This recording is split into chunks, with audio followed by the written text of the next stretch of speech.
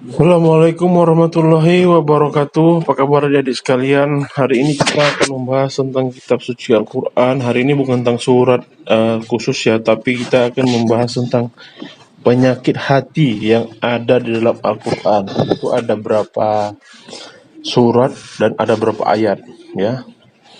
Kita akan mulai ya. Ini udah kita ketik penyakit hati. Pertama sekali ada di surah Al-Baqarah.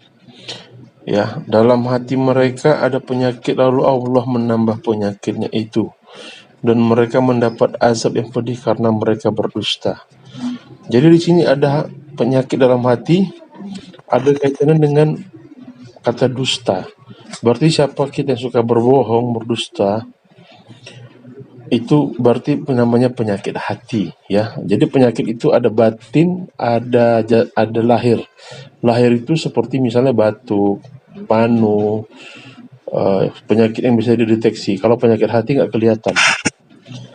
Kemudian di Al-Maidah, maka kamu akan melihat orang-orang yang hatinya berpenyakit segera mendekati mereka. Yahudi dan Nasrani Israel berkata, kami takut akan mendapat bencana, mudah-mudahan Allah akan mendatangkan kemenangan kepada Rasulnya atau sesuatu keputusan dari sisinya, sehingga mereka menjadi menyesal terhadap apa yang mereka rahasiakan dalam diri mereka. Ya, jadi salah satu yang penyakit hati berpenyakit itu suka merahasiakan dalam hati yang nggak sebenarnya. Kemudian di Al-Anfal, dan ingatlah ketika orang-orang munafik dan orang-orang yang ada penyakit di dalam hatinya berkata, mereka itu orang mukmin ditipu agamanya. Allah berfirman, barang siapa bertawakal kepada Allah, ketahuilah bahwa Allah Maha Perkasa, Maha Bijaksana. Kemudian, jadi orang penyakit hati itu salah satunya sifatnya munafik ya, tadi berdusta, merahasiakan, munafik. Dan adapun orang-orang yang ini surah At-Taubah, dan adapun orang-orang yang di dalam hatinya ada penyakit, maka dengan surat itu akan menambah kekafiran mereka yang telah ada dan mereka akan mati dalam keadaan kafir. Kemudian surat Al-Hajj, dia Allah ingin menjadikan godaan yang ditimbulkan setan itu sebagai cobaan bagi orang-orang yang dalam hatinya ada penyakit dan orang yang berhati keras. Dan orang-orang yang zalim itu benar-benar dalam permusuhan yang jauh. Jadi hati kita itu bukan hanya ada penyakit, tapi bisa juga keras ya. Jadi kita susah dinasihati. Kita merasa lebih hebat, lebih pintar, lebih baik, lebih berilmu. Kita seperti gelas penuh, gaji nggak bisa lagi dikasih tahu. Itu ternyata ciri-ciri penyakit hati. Kemudian di surah An-Nur, apakah ketidakhadiran mereka karena dalam hati mereka ada penyakit atau karena mereka ragu-ragu? Ataukah karena takut kalau Allah dan Rasulnya berlaku zalim kepada mereka? Sebenarnya mereka itulah orang-orang yang zalim. Jadi di sini ragu-ragu juga merupakan ciri-ciri penyakit hati. Makanya kita jangan suka ragu-ragu dalam melakukan sesuatu. Supaya jangan ragu, ikuti sesuai perintah Quran, sesuai perintah Nabi. Al-Ahzab 3 ayat ya. Dan ingatlah ketika orang-orang munafik dan orang-orang yang hatinya berpenyakit berkata, yang dijanjikan Allah dan Rasulnya kepada kami hanya tipu daya belaka.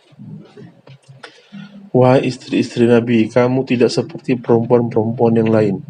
Jika kamu bertakwa, maka janganlah kamu tunduk melemah lembutkan suara dalam berbicara sehingga bangkit nafsu orang yang ada penyakit dalam hatinya. Dan ucapkanlah perkataan yang baik. Berarti kalau kita sering bernafsu lihat wanita, itu menandakan kita juga mempunyai penyakit. Makanya dilarang dalam Islam perempuan untuk bermanja-manja, bermental-mental, apalagi bukan kepada murimnya.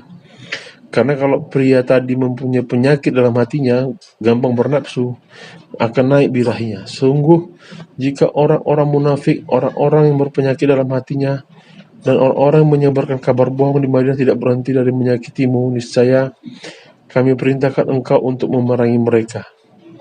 Kemudian mereka tidak lagi menjadi tetanggamu di Madinah kecuali sebentar.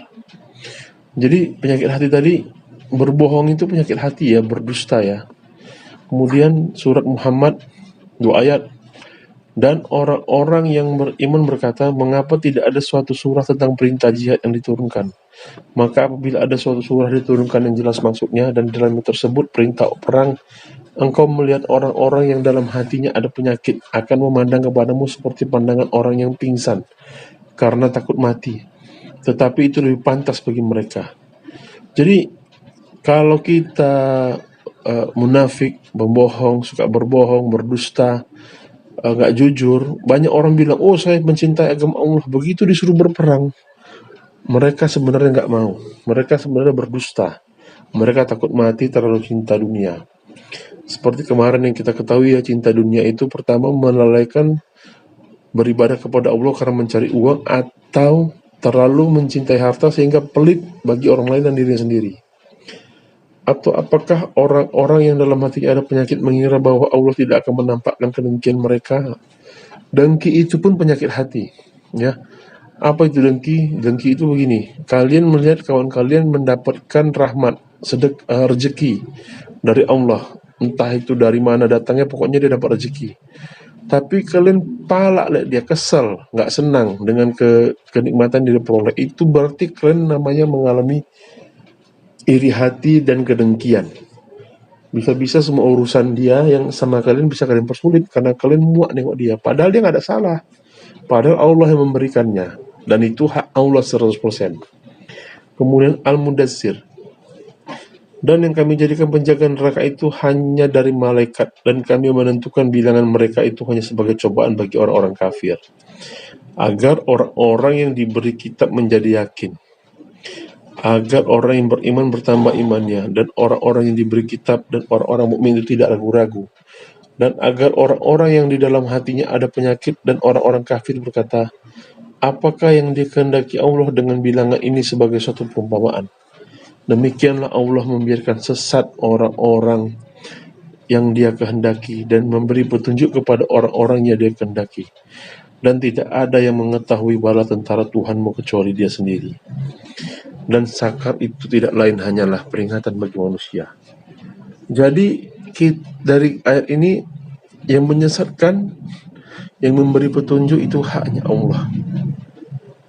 Allah membuat kata-kata apa di Al-Quran ini terserah dia. Yang membacanya, yang dikasih Allah petunjuk, makin mantap, makin beriman. Yang nggak dapat petunjuk, makin jauh. Dan di sini Allah menjelaskan bahwasannya tidak ada yang mengetahui bala tentara Tuhanmu kecuali dia sendiri. Biasanya maksudnya bala tentara ini apakah sebagai penolong orang mukmin atau sebagai musuh orang kafir. Jadi tentara ini macam-macam ya. Bisa saja bencana alam seperti angin, banjir. Bisa saja seperti penyakit, virus, bakteri, dan lain-lain. Hanya Allah yang tahu. Oke? Jadi begitu banyak tentang penyakit hati, munafik, berbohong, berdusta, kedengkian, iri, kemudian sombong, itu semua penyakit hati. Jadi adik-adik sekalian harus selalu sering-sering baca Quran, sering-sering dengar ceramah, jangan telat sholatnya harus di masjid bagi laki-laki, tegakkan amar ma'ruf nahi mungkar. Semoga bermanfaat. Assalamualaikum warahmatullahi wabarakatuh.